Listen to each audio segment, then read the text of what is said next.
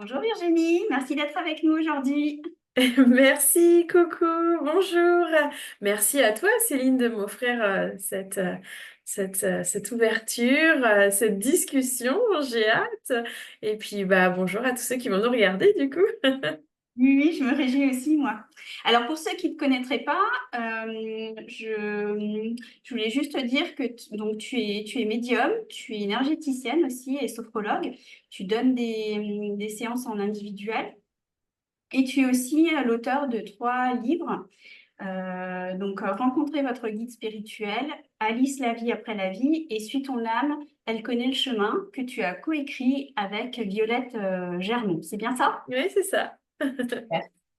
Donc, on va se concentrer peut-être un petit peu plus sur Suis ton âme, elle connaît le chemin aujourd'hui, si tu veux bien. Avec Et dans plaisir. l'introduction, ben, vous expliquez que l'une de vous a reçu le message que vous deviez vous préparer à recevoir des témoignages.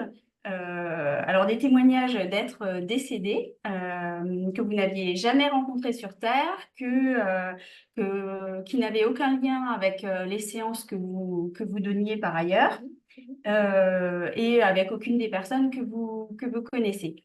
Et c'est ce qui s'est passé, donc, hein. Vous avez eu durant plusieurs mois des rendez-vous comme ça en canalisation. Est-ce que tu peux nous en parler brièvement et puis aussi peut-être nous dévoiler les grands thèmes abordés et qui font l'objet de chapitres dans le livre? C'est vraiment une histoire de folle synchronicité en fait. Il y a eu un enchevêtrement en fait d'événements qui ont fait que ce livre est arrivé. Déjà, c'était pas notre volonté à nous avec Violette. Ça faisait un petit moment qu'on travaillait ensemble à animer des ateliers, des conférences, etc.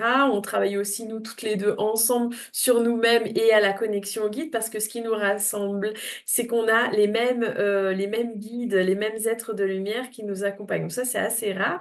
Donc, ils nous avaient réunis déjà quelques années auparavant et on travaillait depuis des années ensemble. Et puis, à un moment donné, les guides nous ont dit, vous allez apprendre à communiquer autrement.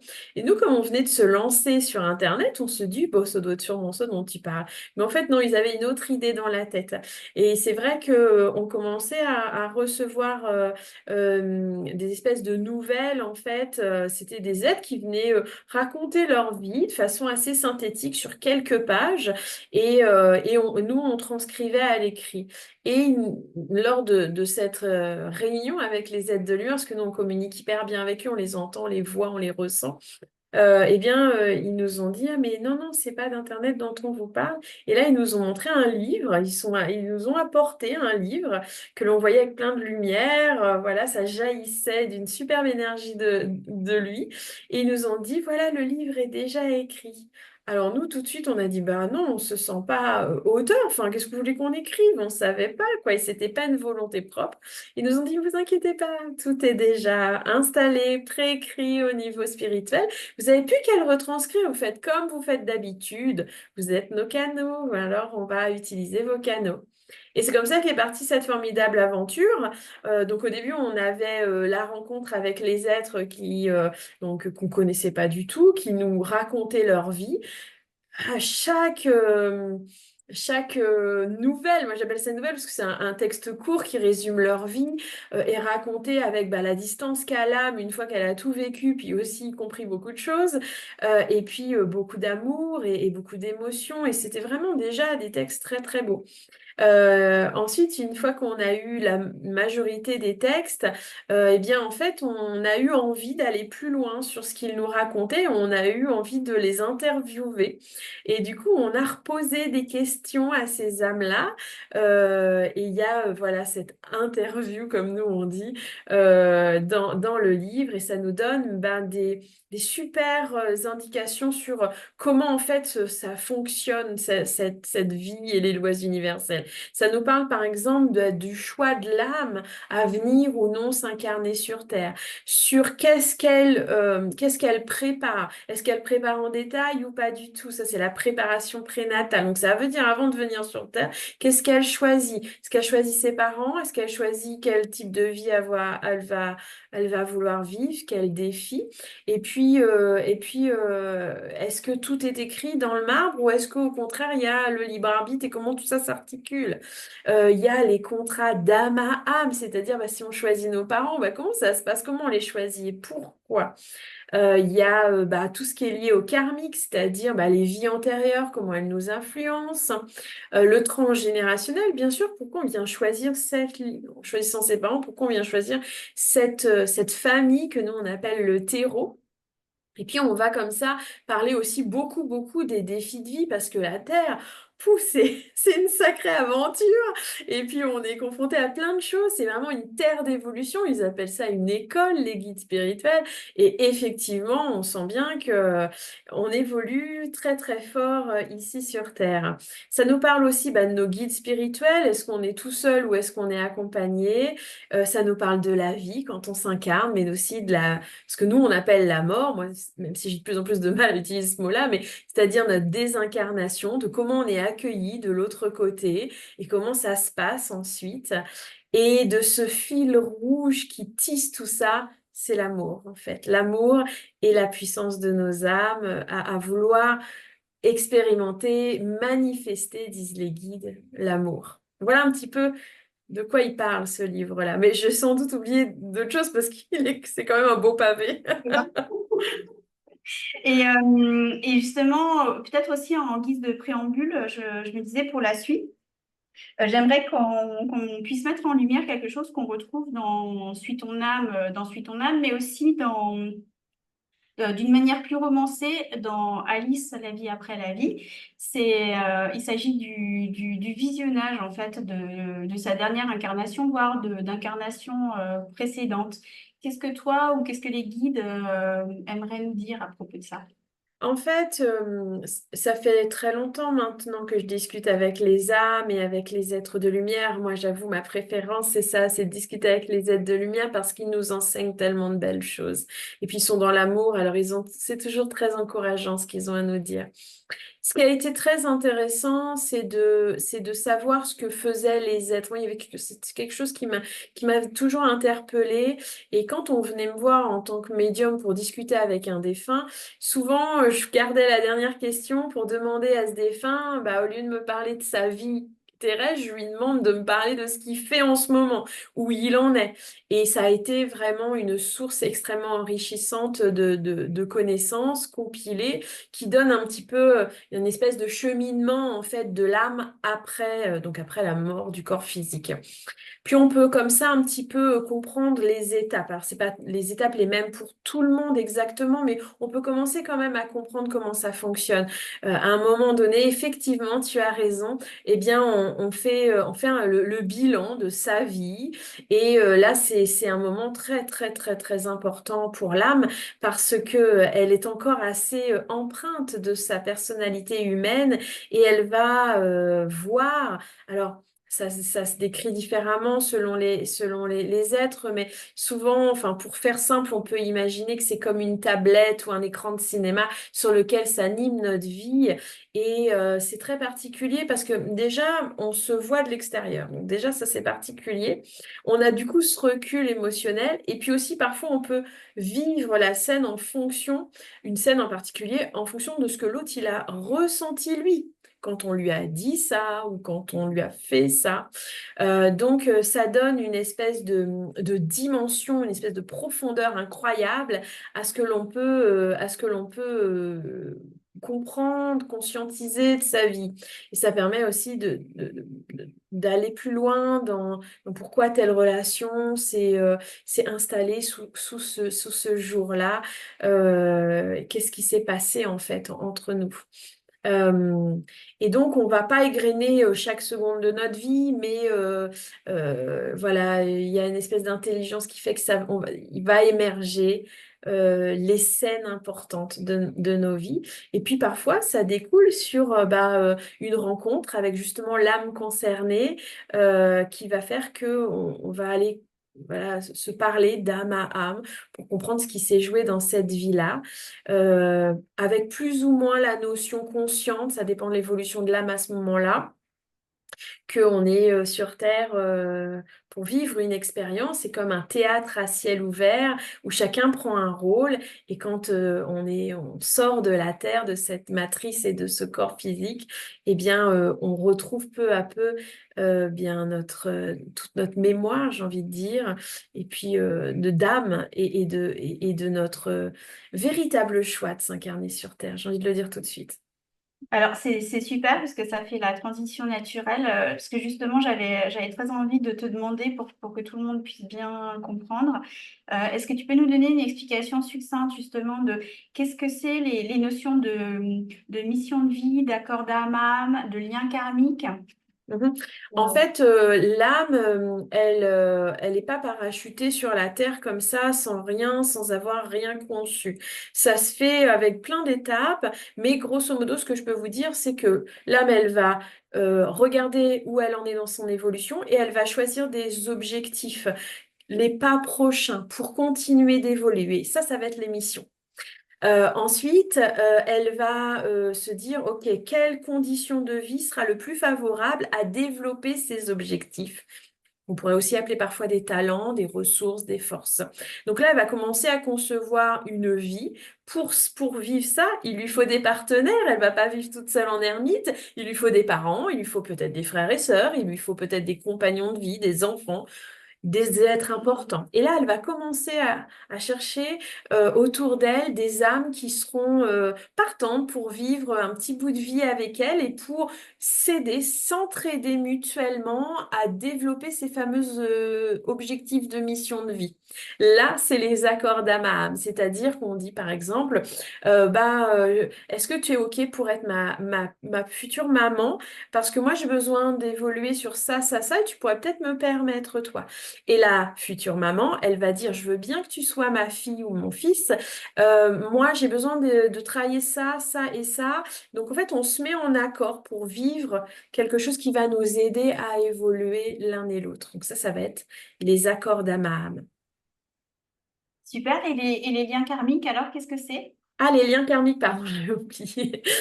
Bien, les liens karmiques, c'est ce qui va nous influencer, qui sont dans une relation, par exemple, c'est ce qui va nous influencer, qui est lié pas à cette vie-là, mais qui est lié à ce qu'on a pu vivre dans d'autres vies.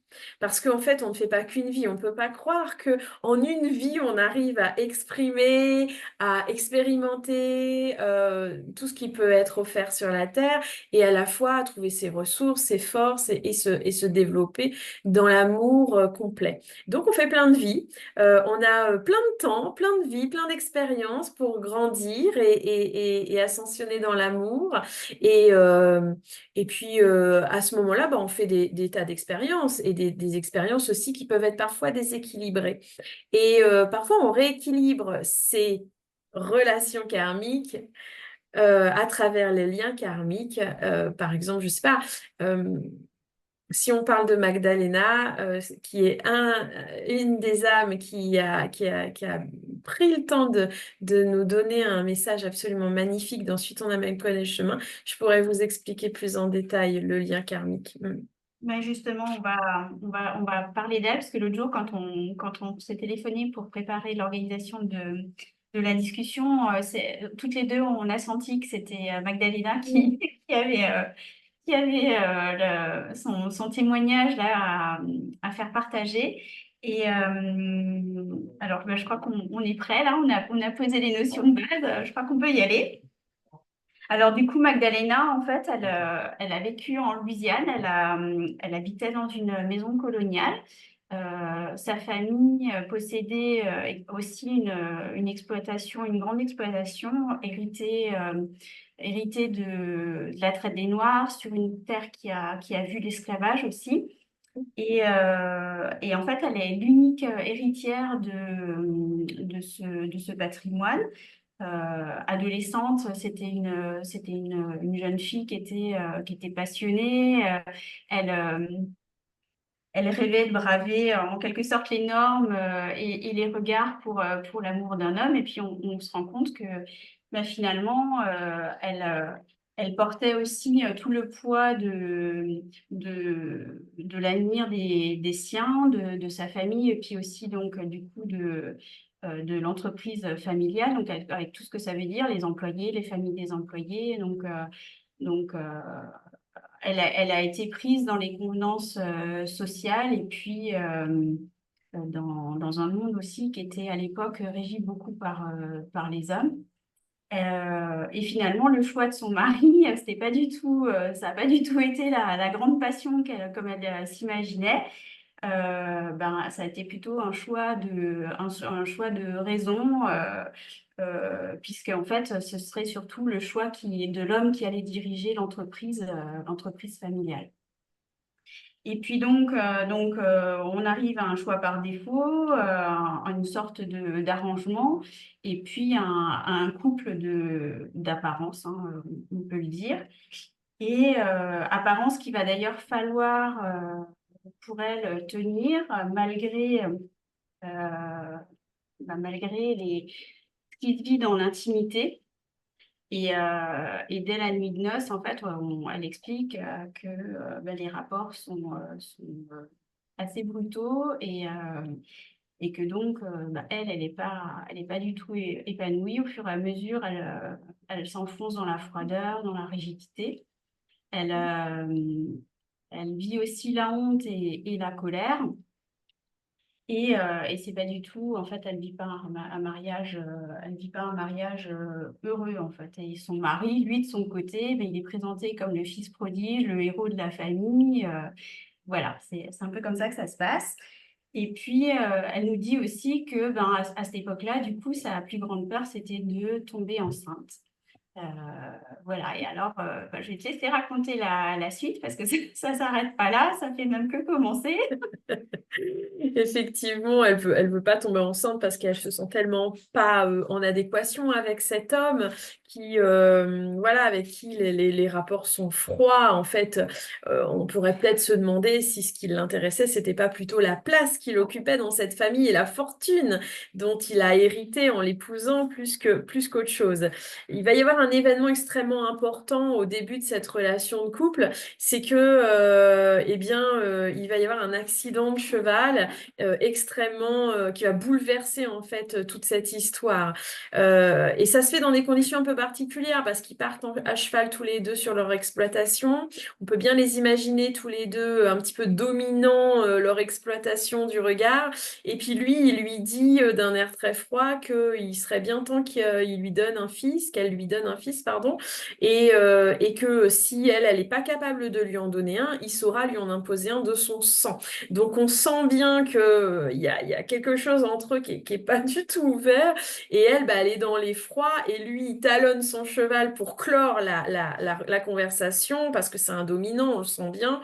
Et en fait, son cheval à elle tombe, enfin glisse et voilà, voilà, comme ça, c'est un accident, hein, il n'a pas du tout voulu ça, mais on sent bien que les circonstances de cet accident, du coup, ça donne un caractère un peu particulier. Donc son cheval se renverse dans un talus et l'écrase et la blesse lourdement. Il va s'en suivre des opérations, des douleurs incroyables et puis une très très très longue rééducation, je crois plus d'un an. Et il lui faudra 3 ans pour se remettre sur ses pieds et pouvoir marcher. Donc voilà, là, elle traverse finalement un méandre qui est épouvantable pour elle parce que bah, elle était un petit peu dans son cocon, dans sa villa, dans son monde. Et puis là, elle se retrouve moins que rien. Elle dit à un moment donné, je suis obligée de réapprendre à marcher. C'est terrible pour elle, en fait.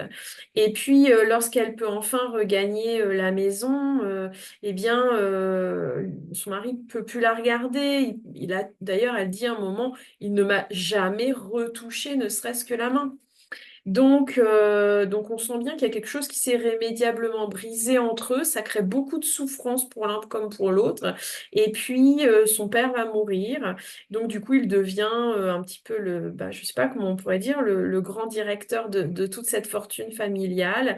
Sa mère va aussi, elle, partir en voyage et va être moins là. Et le fait qu'ils se retrouvent tous les deux, je pense que c'est quelque chose qui est très compliqué. Et les affaires vont mal se passer et elle va essayer un petit peu de reprendre la main sur les affaires de la famille, ce qui va les confronter encore plus l'un contre l'autre. Et finalement, il va se suicider, son mari va se pendre, ce qui va être maquillé, bien sûr, parce que c'est une société où on ne montre pas ça. Et elle va se sentir terriblement délivrée de lui. Et là, il se passe quelque chose en elle qui est très fort, hein. Elle ne le pleure pas, mais c'est des larmes de soulagement, en fait. Et là, elle va prendre un envol. Là, on sent qu'il y a un envol qui se passe. Elle donne tout ce qui est entreprise, elle le donne à de bonnes mains et elle va continuer un petit peu son chemin.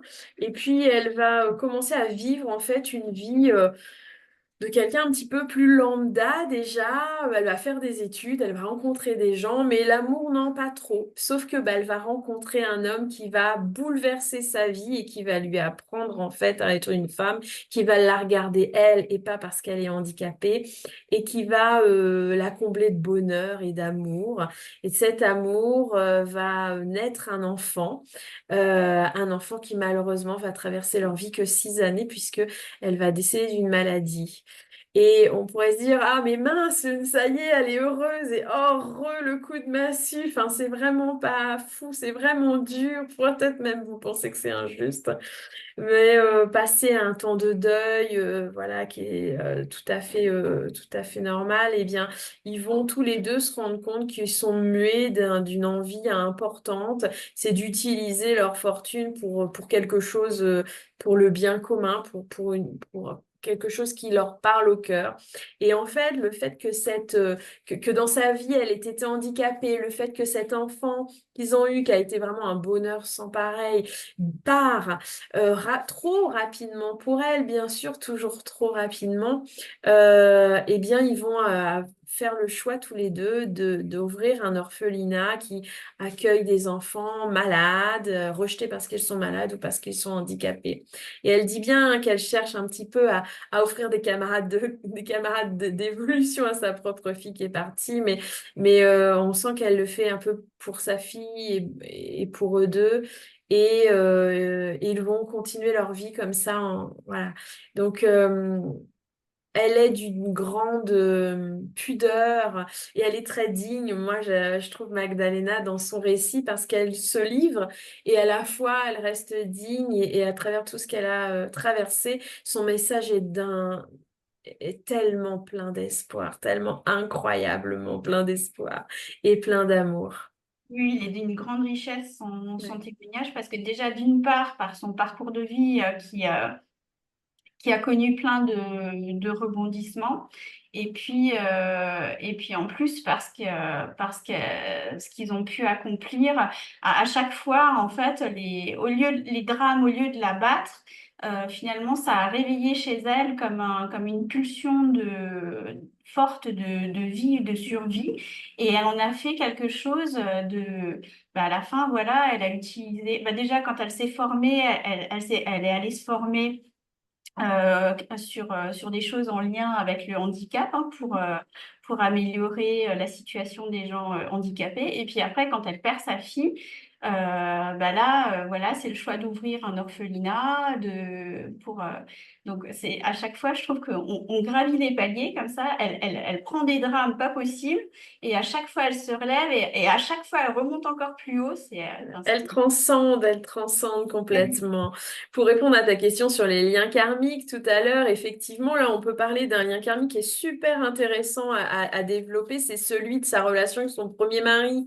Elle choisit, hein, c'est elle qui choisit ce premier mari. Elle avait une foule de prétendants et puis elle en a choisi un peu par défaut, comme tu disais tout à l'heure. Et puis, elle s'était dit peut-être quand même que ça allait marcher avec lui, mais bon, elle déchante très vite. Et puis, justement, quand on l'a réinterviewée, on lui a demandé, en fait, comment ça se fait que ça s'est passé comme ça avec ce premier mari? C'était quoi les accords d'Abraham? Vous deviez vous faire travailler quoi, en fait, tous les deux? Et là, effectivement, on se rend compte que l'objectif de leur relation, c'était qu'il l'accueille et l'aime telle qu'elle était. Surtout après accident de cheval qui était inscrit, elle avait choisi d'inscrire cet événement dans sa vie. Donc c'était vraiment un tremplin pour eux deux, pour arriver à consolider leur couple et leur amour en fait à travers cet événement de l'accident. Pourtant, bah, elle est bien obligée d'avouer que bah, ça s'est pas du tout passé comme ça. Et elle dit, on avait deux options. On avait soit cette option de s'aimer, de se renforcer, puis de devenir solide ensemble, bah, soit on avait une deuxième option, c'était qu'il me rejette et qu'il me rejette encore une fois. Et c'est là qu'on lui demande, en fait, c'est quoi l'histoire? Vous vous connaissiez d'avant tous les deux? Et c'est là qu'elle nous dit, mais oui, on se connaissait d'avant, il y a une histoire, effectivement, une vie, où on était tous les deux des hommes, et je l'ai trouvé agonisant sur un bas-côté, et il avait une blessure grave, et je l'ai sauvé. Et je l'ai mis dans ma grange, je l'ai soigné, il a pris le temps de récupérer, et puis quand il a commencé à aller mieux, ben, en fait, j'ai fait passer pour mon neveu, et du coup, et le neveu éloigné de la famille, pour qu'il vienne nous aider au travail. Donc il est resté. Mais en fait, bon, il n'était pas très bon, il n'était pas beaucoup travailleur. Il préférait courir les films, dit-elle.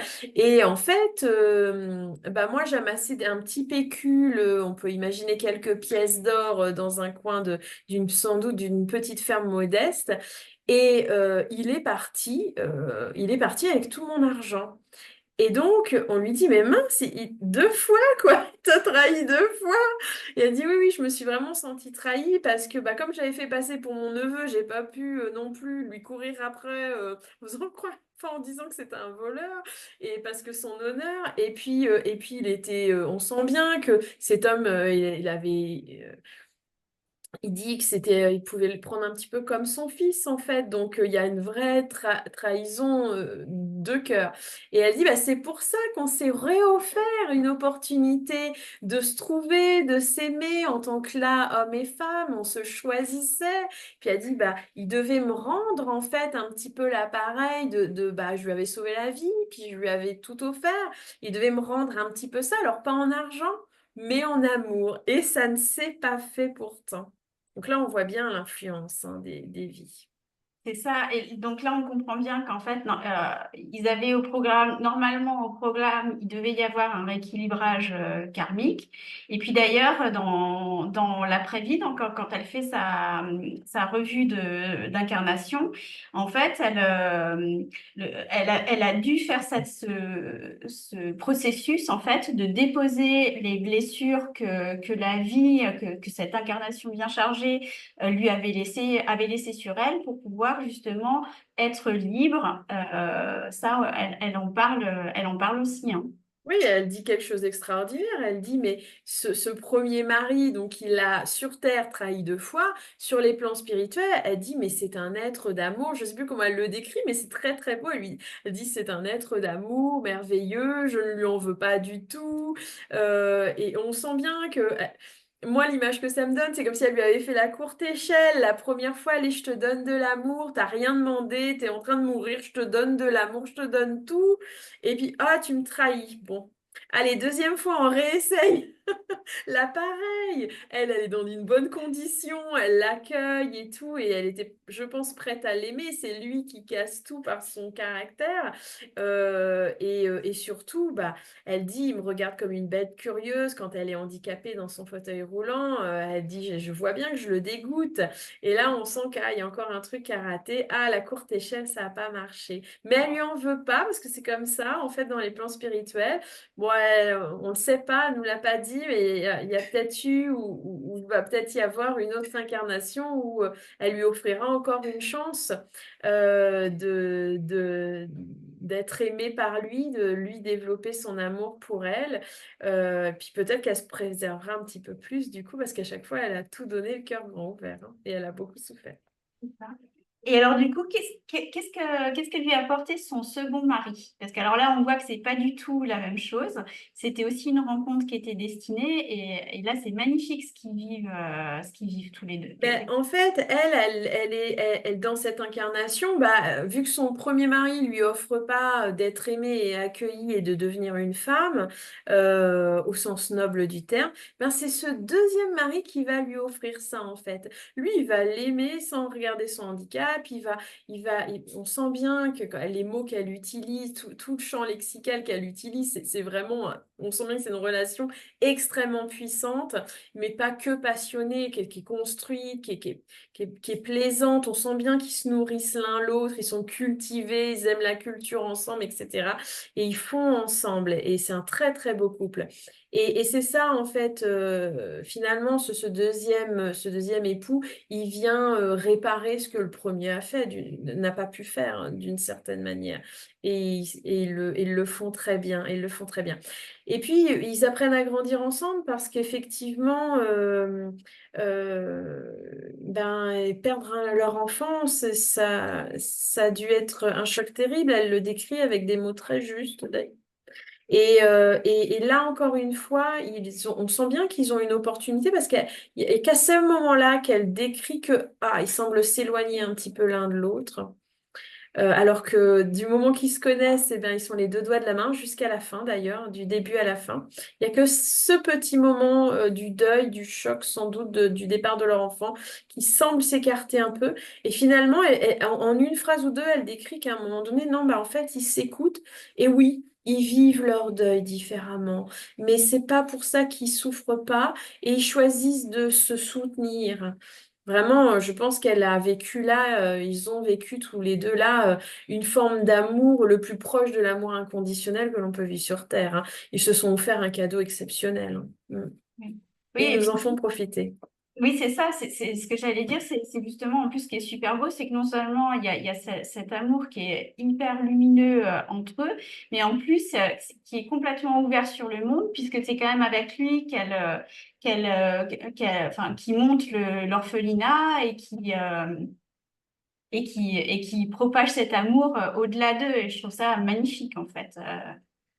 J'aime bien à un moment donné parce que elle est aussi un peu espiègle, elle joue un petit peu de sa situation parce qu'elle dit pour monter cet orphelinat, bah, voilà, elle devait sans doute avoir un carnet d'adresses hyper bien fourni de la haute société de l'époque et elle dit qu'elle va frapper à la porte de toutes ces grandes riches pour pouvoir avoir les fonds pour monter sans doute un orphelinat qui devait coûter sans doute très très cher et elle dit on n'aurait pas pu me refuser parce que j'étais une mère éplorée qui avait perdu son enfant et handicapée. Donc et on sent bien qu'elle est aussi un peu espiègle dans ce côté-là. Et moi, j'adore parce que c'est une vraie fraîcheur, en fait. Et c'est bien que l'argent de ces grands aristocrates et ces grandes fortunes ait servi à monter cette fondation. Ouais. Ouais.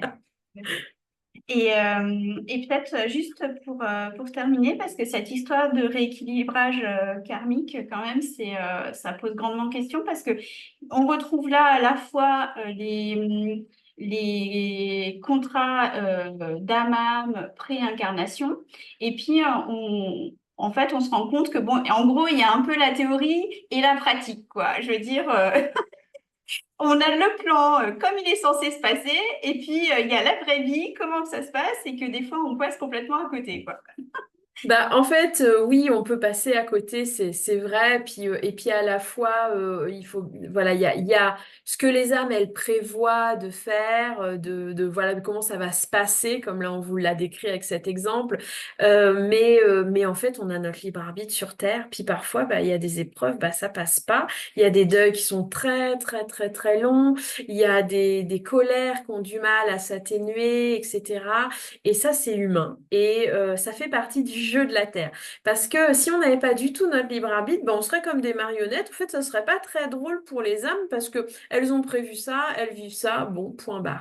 Là, notre libre arbitre et nos caractères humains sont vraiment j'ai envie de dire, une inconnue dans l'équation qui est énorme.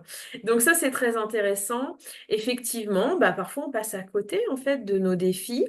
On n'est pas ni jugé ni sanctionné. Non, non, ça n'existe absolument pas. En tout cas, voilà, ça va faire 13 ans, je crois, que je reçois les êtres de lumière et les défunts et je n'ai jamais entendu ça, hein. Vraiment, il y a pas de punition.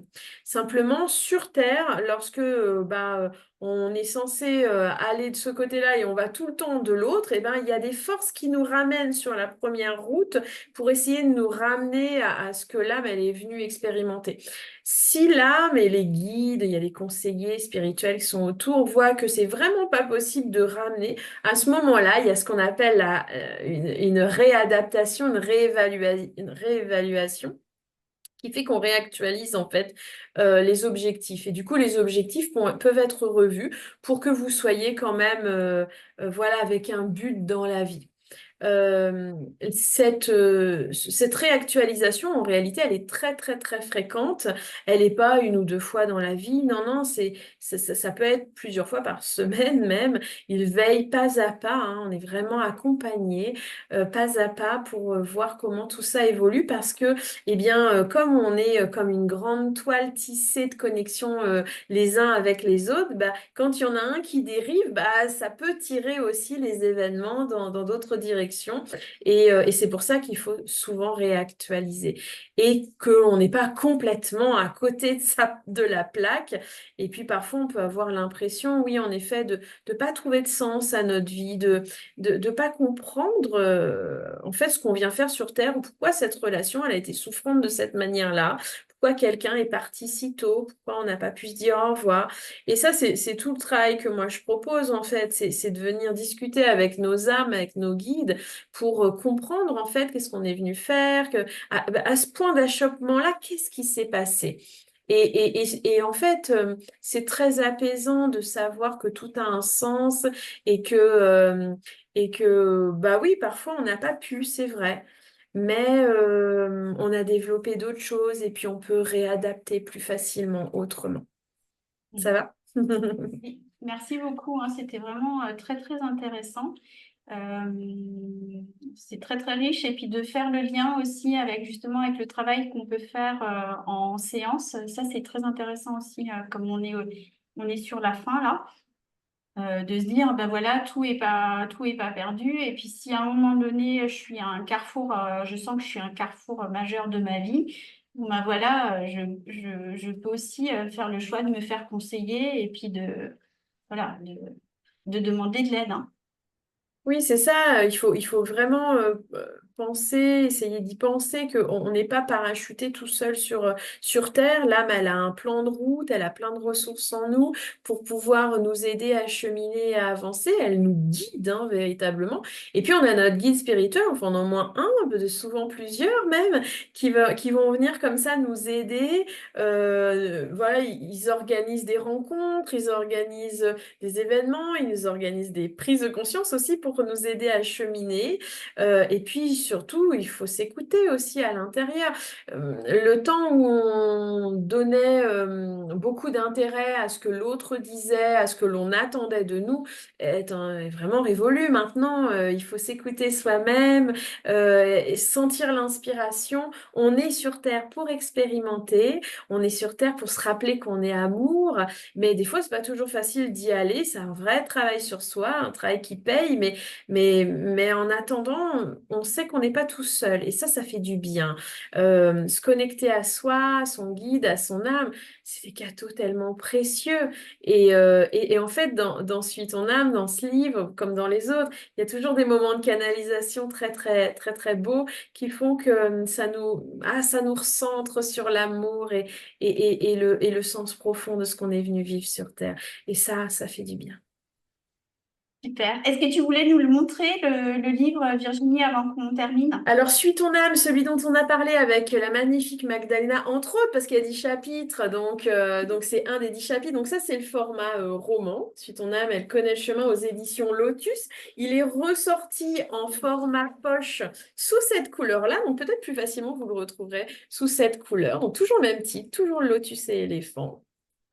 Et puis le livre Alice la vie après la vie, il est comme ça, sous format poche également chez Lotus et l'éléphant. Voilà. Super aussi, celui-là. Merci. Ça, c'est un roman initiatique. Ouais, c'est Oui, sympa aussi, ouais. oui, super. En tout cas, merci beaucoup Virginie d'avoir pu passer ce temps-là avec nous et puis voilà pour la richesse là, de ce que tu nous as partagé. C'était vraiment génial. Bah, c'était un bonheur, c'est passé comme une flèche, j'ai rien vu, j'ai pas vu le temps passer comme quoi. Quand on est dans des belles énergies élevées, tout passe très vite et j'ai eu l'impression que ça a duré 5 minutes.